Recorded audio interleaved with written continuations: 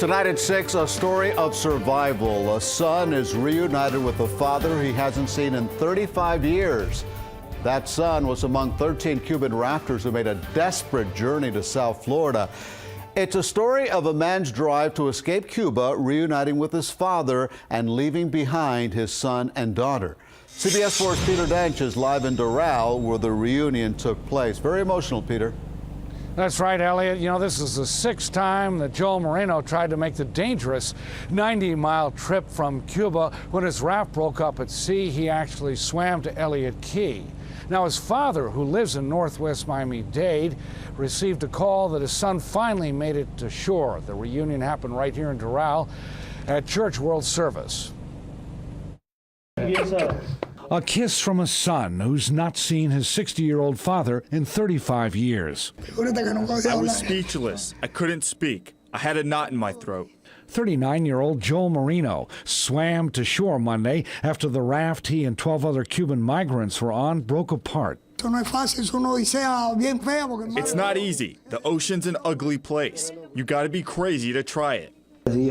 This is my sixth attempt. The last 5 times they caught me in the water and always sent me back. Joel Moreno, who did not want to show all of his face, says the migrants spent 8 days at sea after leaving Cuba in a homemade raft powered by a boat motor. 6 hours before reaching the Keys, we ran out of gas and had to dump our engine in the water. We got caught up in a cold front and had to start paddling back. The same night, our vessel capsized. The migrants broke the raft apart, giving each person a piece to hold on to. 11 were rescued or swam to shore. 2 are still missing. This is the risk we all know about. It's no secret why people are leaving Cuba. There is no work. In my case, I waited 35 years to see my dad. Also, I don't agree with the government of Cuba. And now? I want to enjoy my dad for 2 full days. I want to get a job and start work. I have 2 babies in Cuba who are 7 years old and 1 year and 7 months. And Dad? Whatever life I have left, I'm going to show him what I can.